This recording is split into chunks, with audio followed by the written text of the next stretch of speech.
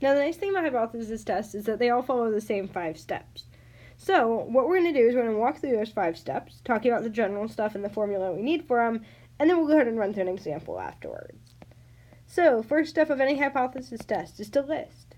We're going to list our sample mean, which is x bar. We'll list S, our sample standard deviation.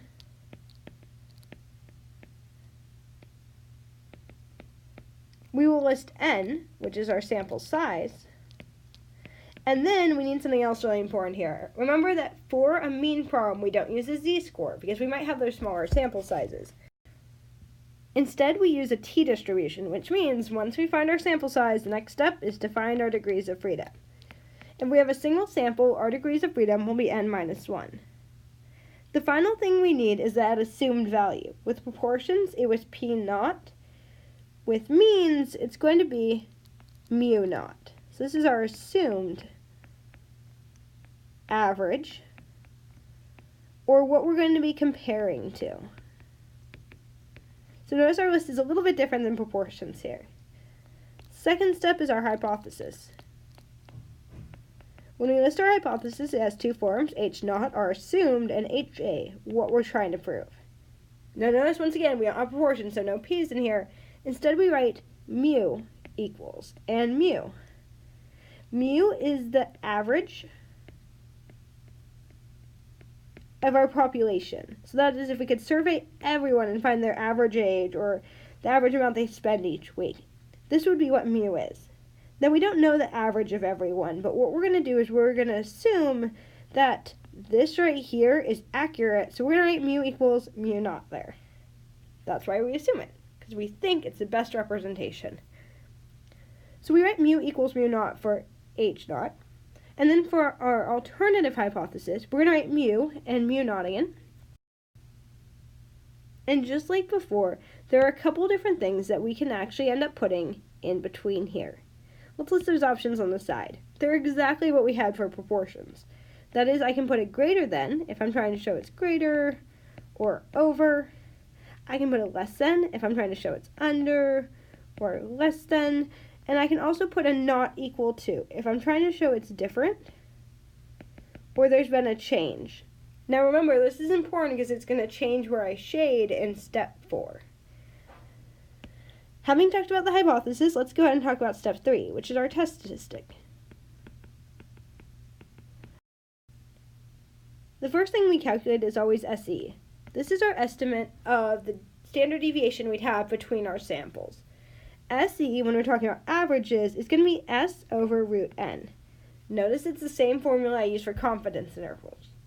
After SE, I need to go ahead and calculate the actual test statistic. My test statistic is T, because I'm dealing with averages, and T, just like a z-score, is always observed minus my expected or assumed value divided by some estimate of my standard deviation. In this case, my observed value is x bar, my expected mu naught, and my estimate of the standard deviation between my samples is SC. Step 4 then, once we find this, is going to be my p-value. Now finding the p-value on the t-table is going to be a little bit different than the z-table, so I went ahead and made a completely separate video for this, so check that out. The one thing to keep in mind is that if I'm doing a 1 n-tail, then I can just go ahead and use the probability as given. And if I have a 2 n-tail, which results when I have not equal to, I'll just double it, just like when I use the z-table. Okay, having this done, step 5 is my conclusion. To do the conclusion, all we need to do is go ahead and compare our p-value to 0.05. If my p-value is less than 0.05, I will reject h naught. That is, there is enough evidence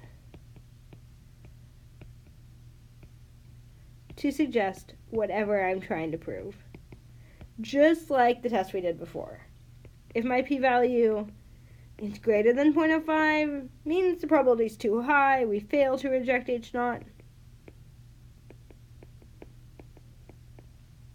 There is not enough evidence to suggest whatever I'm trying to prove. So these are the 5 steps here for a one mean hypothesis test. Now, same 5 steps. What we list and what we write, slightly different.